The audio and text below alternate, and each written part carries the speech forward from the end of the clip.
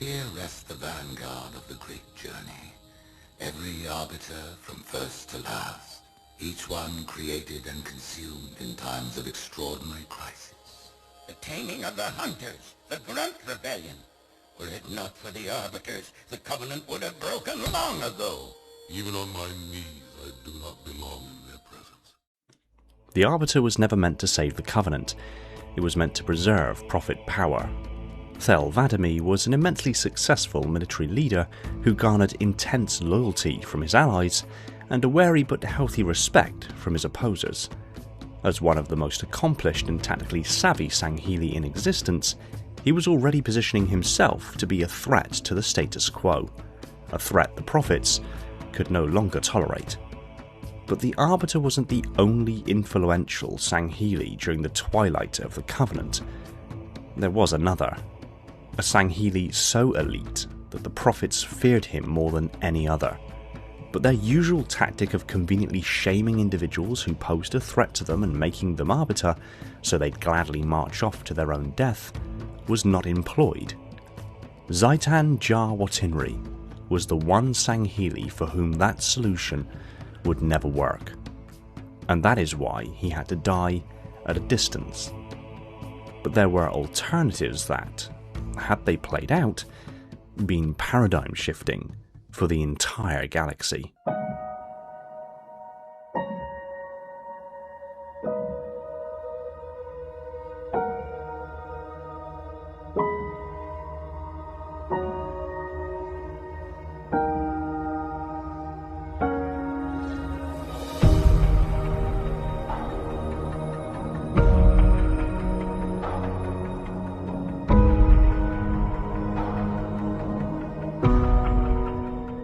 Hey everyone, welcome back to Installation 00, and today, as long overdue as it is, we're going to take a detailed look at the Titan that is the Imperial Admiral Xytan Jar Watinree, but also what could have happened if he didn't meet his end on the Covenant fringe, and the ripples of consequence thereafter that would have resulted in a starkly different galactic stage.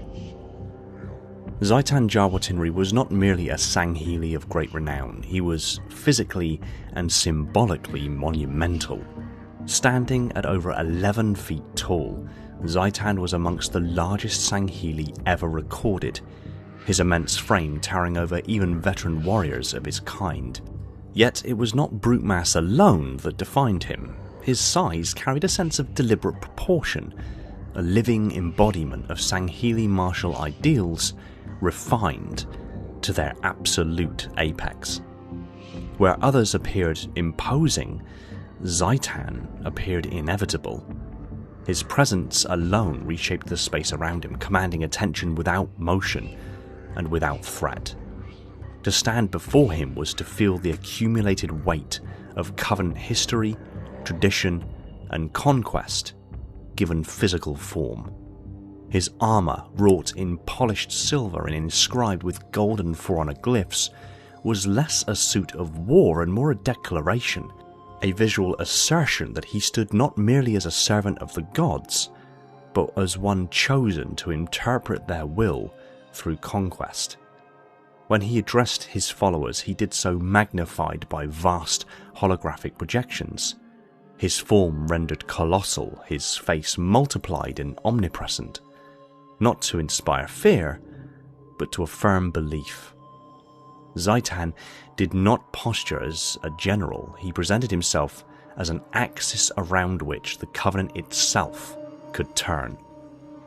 But Xytan's true power was never physical, it was legitimacy.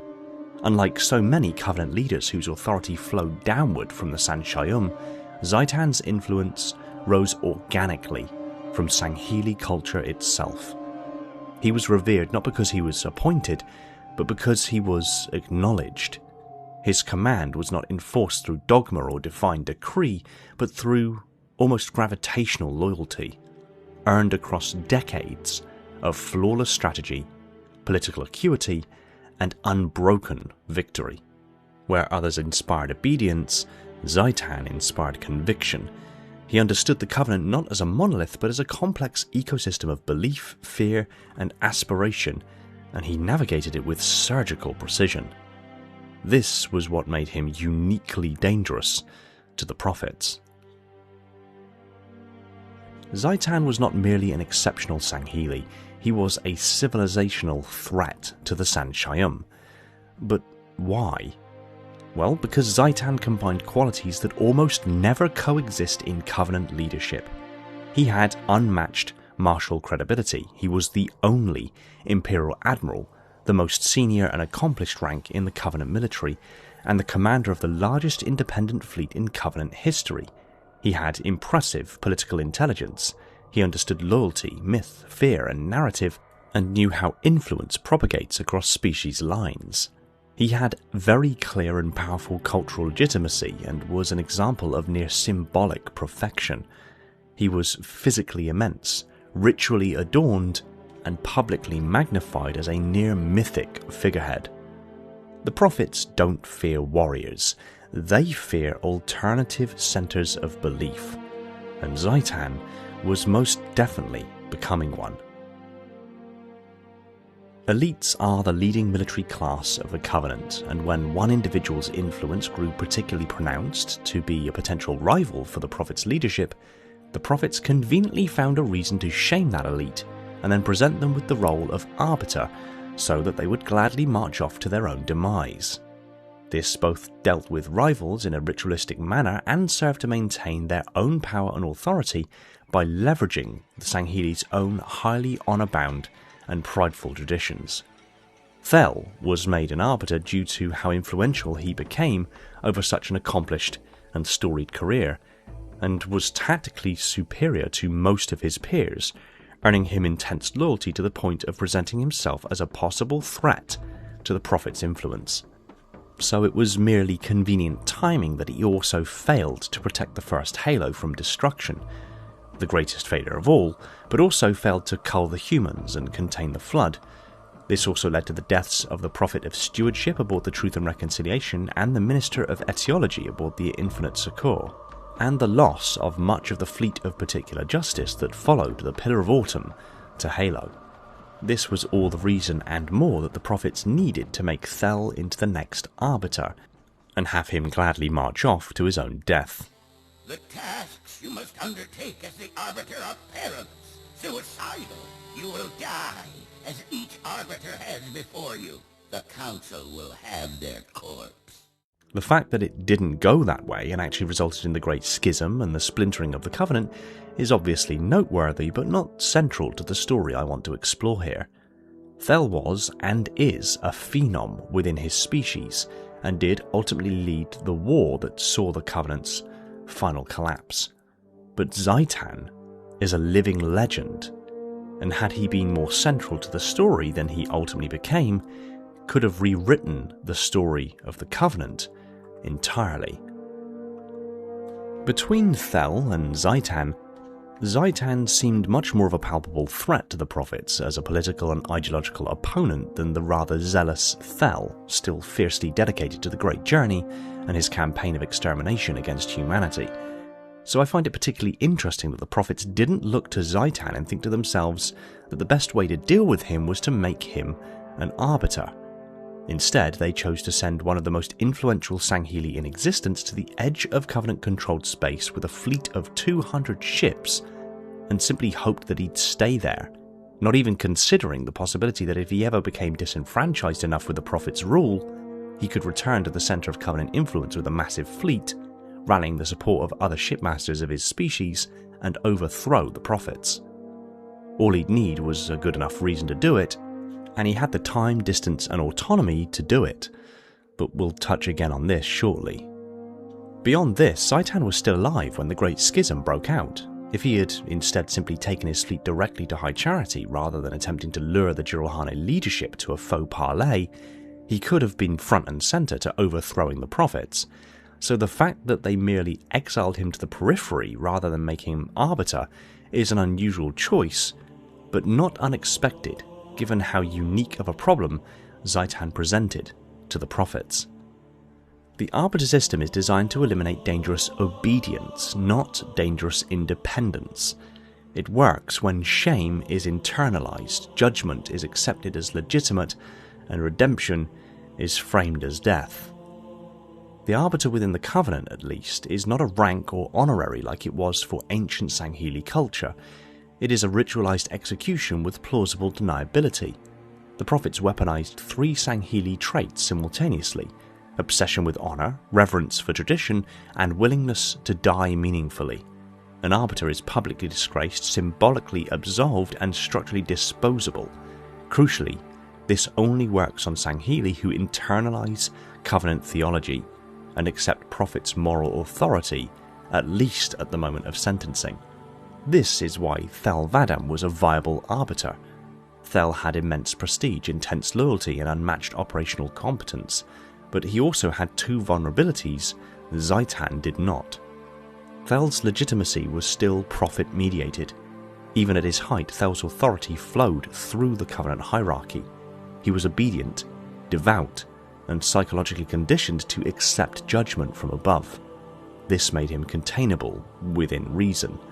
Obviously, the exceptional circumstances that happened during Thel's tenure as Arbiter changed this from containable to the herald of the end of the Covenant, but the Great Schism, Thel's betrayal by the Prophets, mediated through Tartarus, and his journey of discovery through Caesar Rephemi, the heretic leader, another Sangheili he at the very least respected, the Holy Oracle, whom he had first met in the heretic leader's presence and had been a consistent voice since, and the revelations he was told and shown by the Gravemind, all in the presence of and cooperation with the demon and other members of the human species that he had so vehemently hunted for decades. But the Prophets never suspected that any of that would come to pass. They believed Thel would perform his imposed duties as Arbiter just as hundreds had done so before him. They believed he would be just as controllable and just as much of a known quantity. Xytan, on the other hand, was not.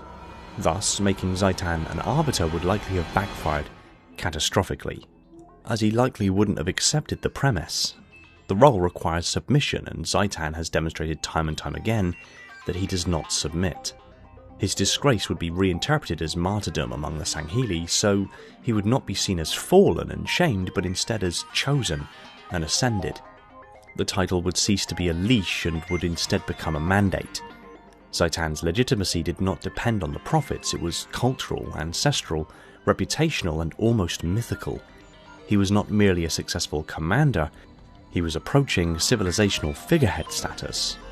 Making Xytan an Arbiter would be taking a being of exceptional physical imposition, standing 11.5 feet tall, being of legendary physical status, universally revered by his peers, bearing millennia of Sangheili martial tradition, now declared the living embodiment of shame and redemption.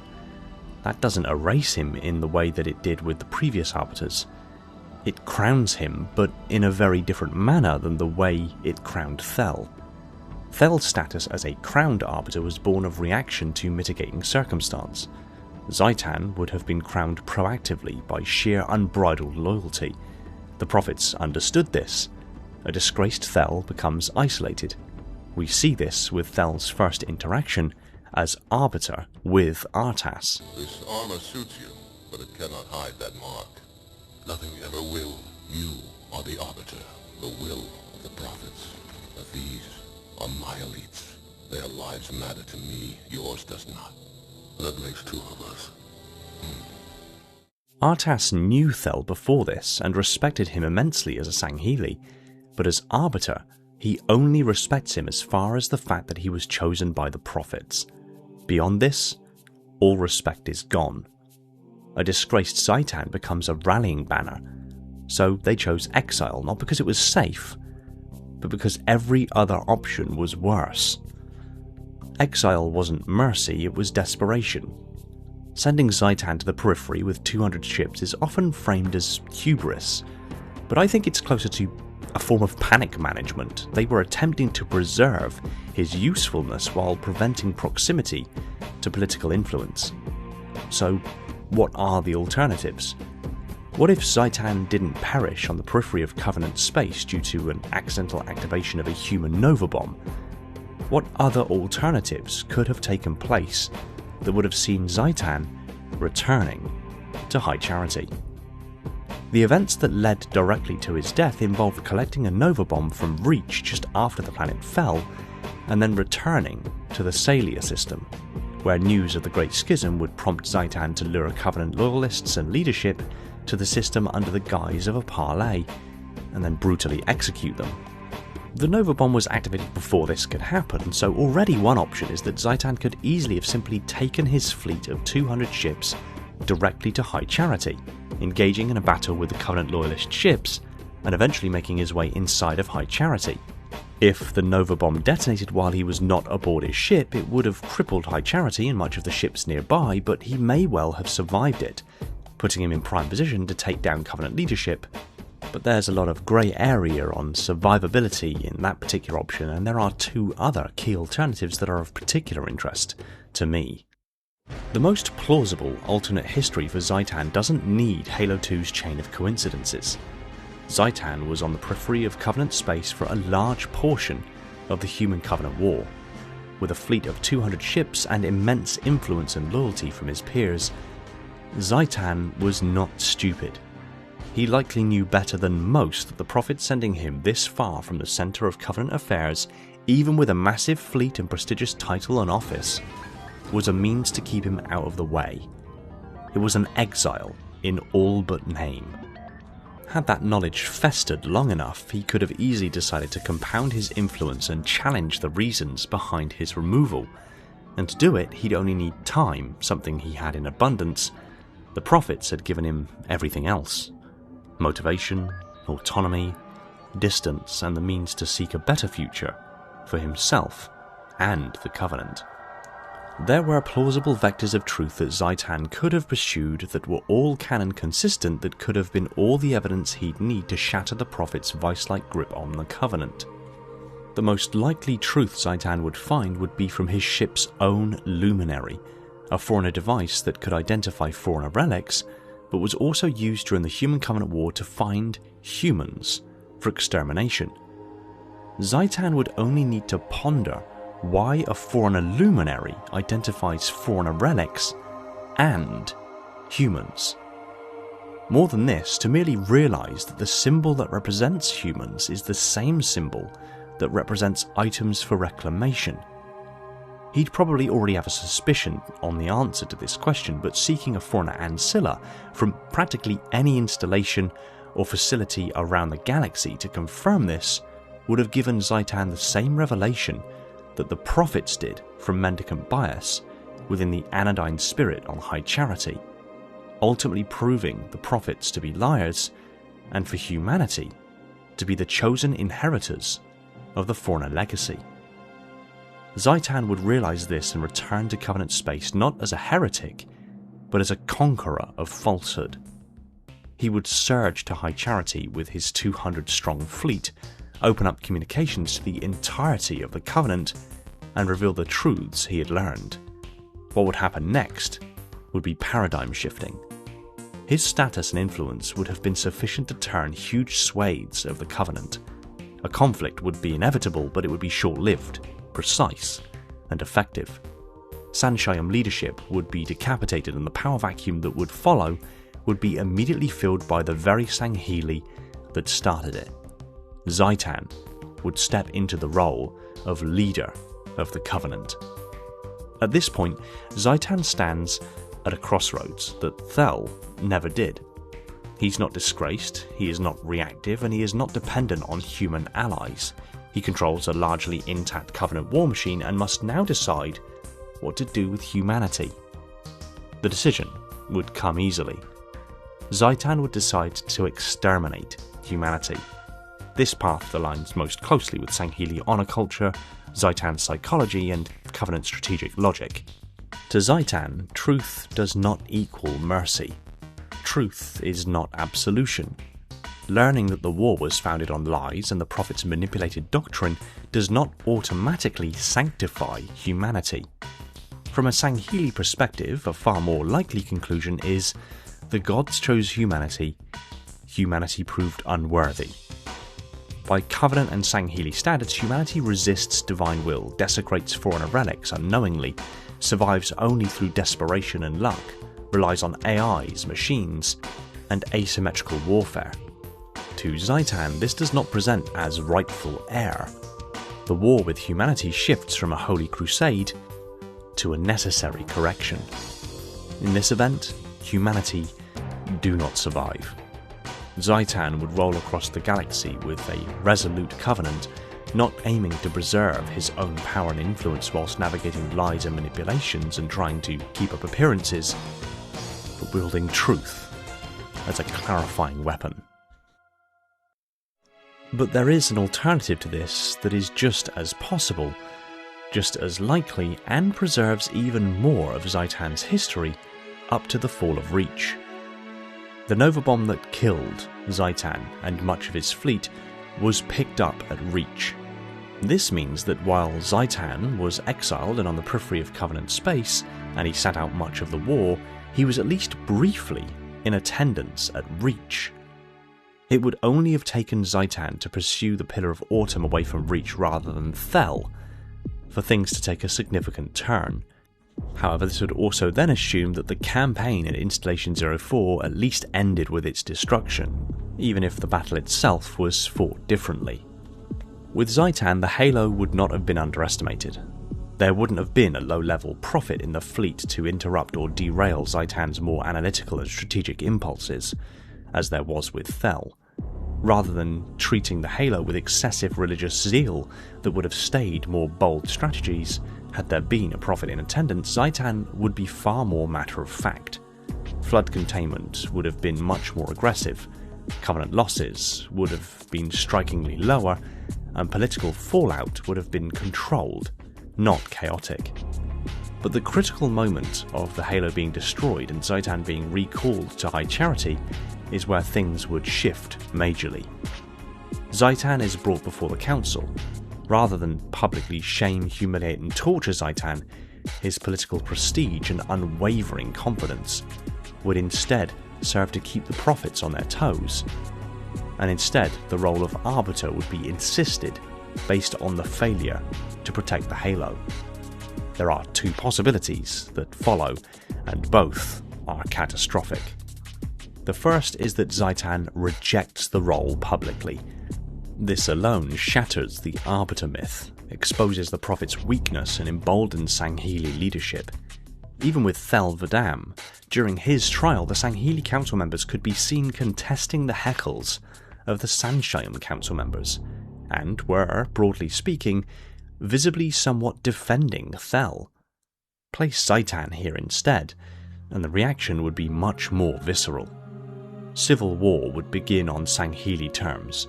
Xytan's influence would swell, his rejection of the role and defiance of the prophets would rally support to Xytan's side and fracture the Covenant right there in the shadow of the broken Halo. The second option is that Xytan accepts the role tactically. This is even worse. Xytan would remember the cultural significance of the role of Arbiter. He would use his political and military mind to weaponize the role and use it to rally fleets, reframing it as a divine mandate. Xytan would then use this to make strategic moves before the brutes can be elevated. Xytan's reputation may even draw Caesarefumi, the heretic leader occupying the gas mine in Threshold's atmosphere, to reach out to Xytan to reveal the truths he had discovered from the Holy Oracle about the Prophet's lies and manipulations regarding the Great Journey. What would happen next would be the newly anointed Arbiter reveals the Prophet's lies to the Covenant at large. The Great Schism never occurs. The brutes never get the chance to become the Prophet's escorts. The only Jirulhane who likely knew of the plan to elevate the brutes would have been Tartarus. He would be well informed to hold his tongue, but in the event he didn't, Xytan wouldn't hesitate to cull him and any of his allies early on. The hierarchs are overthrown cleanly and the Covenant transitions seamlessly to Sangheili rule. The consequences for humanity are once again poor. But in this circumstance, in the absence of fully understanding that humanity are the intended inheritors of all the foreigners left behind, the working assumption would still be they are merely an enemy to the Covenant religion. Although the Great Journey would now be questioned, the gods and the central religious beliefs of the Covenant would persist. With Xytan at the helm, there would be no delay at High Charity, no internal collapse, but also no breathing room for humanity. The Human Covenant War would end decisively thereafter. However, in this circumstance, there would at least be a small potential that humanity's resilience, fighting spirit and martial skill would be recognised by the new Sangheili leadership. And now, the questions as to why humanity were never offered a place within the Covenant, as so many other species were, would no longer be subject to debate. The Human Covenant War would end, but not necessarily with extinction, but perhaps with subjugation or inclusion into the Covenant's future. Humanity did not survive the Covenant because it was strong. It survived because the Covenant was broken at exactly the wrong moment, by exactly the wrong people. The elites coming to humanity's aid, or at least viewing them as allies, was the pivot around which the Human Covenant War turned in humanity's favour. Xytan did not merely command fleets, he commanded narratives. He understood how myths are forged, how symbols endure, and how power truly propagates. Not from thrones or titles, but from the shared belief that one figure represents what a civilization should be. The Arbiter system, designed to ritualize disgrace and transform rivals into martyrs for obedience, could never have contained him. Shame would not diminish Xytan, it would have sanctified him. And so, rather than risk elevating him into something uncontrollable, the prophets chose exile, a desperate attempt to place distance between themselves and the one Sangheili who did not need them to rule. In the end, Xytan Jar Watinree did not fall in battle, nor was he undone by failure or doubt. He was erased by a catastrophe, a cosmic-scale accident that removed from history a figure who, had he lived, might have reshaped the fate of the Covenant and sealed the fate of humanity itself.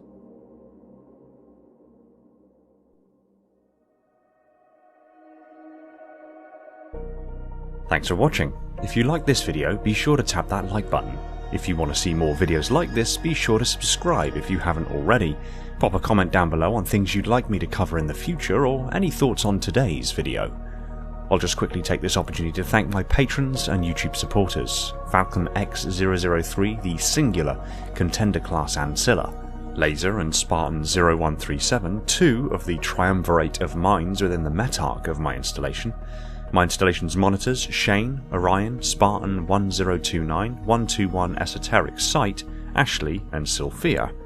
The crush of sub-monitors: Legion, Ryan, Labrat, Element Zero, J3, Mr. Keys, Gunslinger Cult, Evermore's, Personal Devil, Scion Esports, Phantasma and Tony.